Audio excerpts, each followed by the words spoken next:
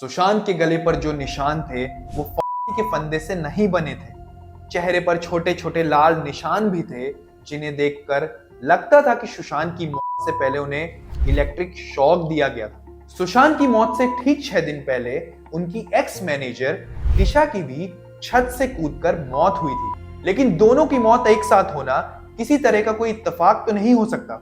तो क्या दोनों का हुआ था? क्या सुशांत दिशा की मौत का राज जानते थे? क्या उन्हें कुछ ऐसा मालूम था जिसके बाहर आने का किसी को डर था? मगर किसको?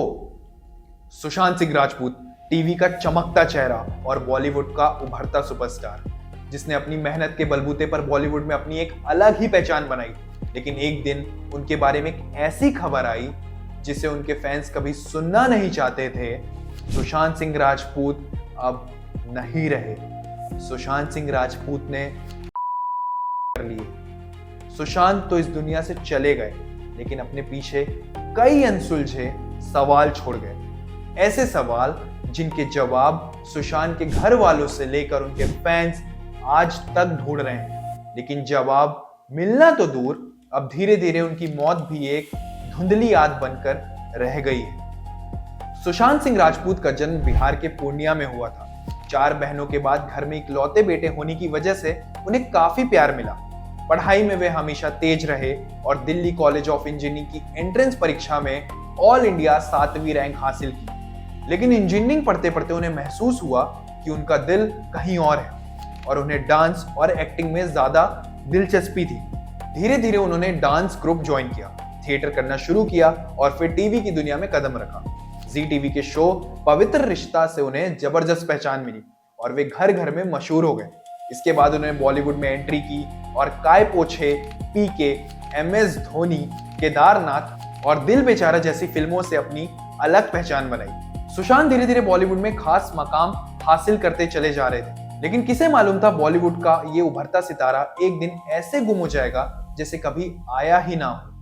वो साल, वो दिन, वो महीना शायद ही कोई भूला होगा। 14 जून 2020 सुशांत सिंह राजपूत के अपने ही घर में फांसी लगाकर आत्महत्या करने की खबर आग की तरह फैल गई। वो साल था भी बहुत मनहूस, क्योंकि दुनिया कोविड जैसे महामारी से जूझ रही थी। हर रोज टीवी पर कोविड और लॉकडाउन की खबरें ही दिखाई देती थी। लेकिन सुशांत की मौत ने देश को इतना बड़ा सदमा दिया था कि लोग कोविड जैसे महामारी को भी भूल गए। हर कोई बस यही जानना चाहता था कि सुशांत के साथ आखिर क्या हुआ था।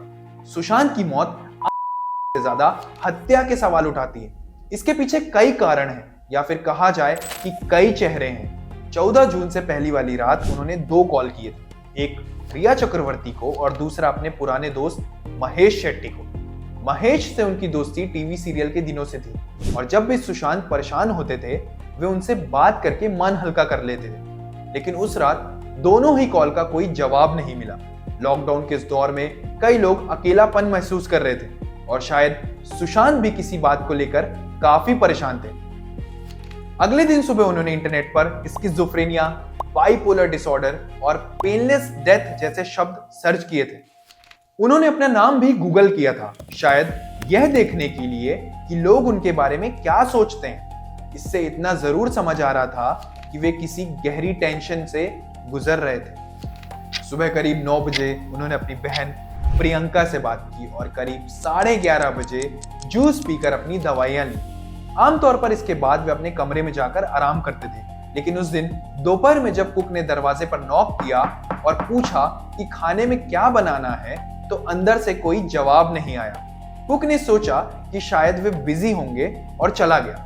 लेकिन काफी देर तक जब सुशांत कमरे से बाहर नहीं आए तो घर में मौजूद दोस्तों को चिंता होने लगी। उन्होंने दरवाजे पर आवाज लगाई, कॉल और मैसेज किए, लेकिन अंदर से कोई जवाब नहीं आया। कमरा अंदर से लॉक था, इसलिए करीब 1:30 बजे एक चाबी बनाने वाले को बुलाया गया। दरवाजा खुलते ही जो नजारा सामने था उसे देखकर सबको शौक लग गया। कमरा थोड़ा बिखरा हुआ था, ना टीवी चल रहा था, ना म्यूजिक। कमरे में अजीब सा सन्नाटा था। तभी नजर पंखे की तरफ गई। सुशांत सिंह राजपूत पंखे से हुए थे। उन्होंने अपने ही हरे रंग के कुर्ते से फांसी लगाई थी। दोस्तों और स्टाफ के लिए यह सब समझना मुश्किल था। तुरंत पुलिस को कॉल किया गया और उनकी बहन को भी खबर दी गई। बॉडी को नीचे उतारने की कोशिश की गई, लेकिन तब तक बहुत देर हो चुकी थी। कुछ ही देर में यह खबर पूरे देश में फैल गई। हर टीवी चैनल पर बस यही खबर चल रही थी। सेलिब्रिटीज, पॉलिटिशियंस, हर कोई इस पर रिएक्ट कर रहा था। देश के प्रधानमंत्री ने भी दुख जताया था।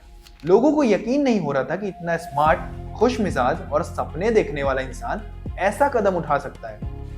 इधर पुलिस ने तुरंत जांच शुरू कर दी। कमरे की तलाशी ली गई और पूरी टाइमलाइन बनाई गई।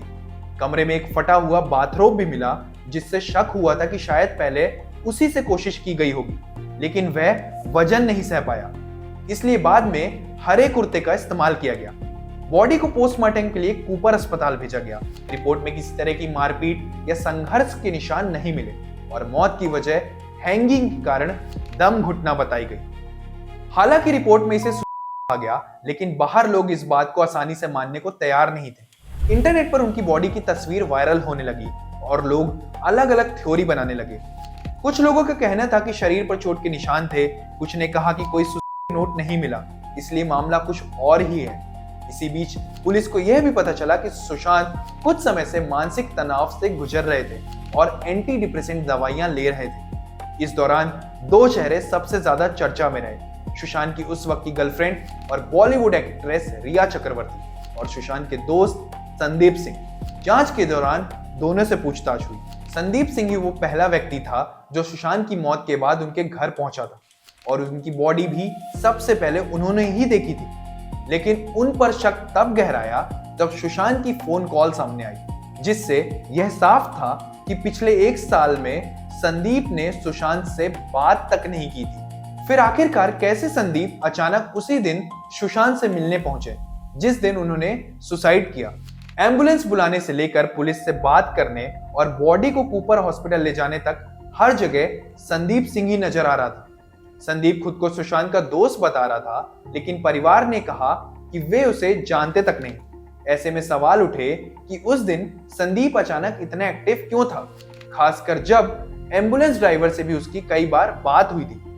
बाद में सीसीटीवी जांच शुरू होते ही वह अचानक मीडिया से गायब हो गया और उसका असली रोल आज भी एक बड़ा सवाल बना हुआ है।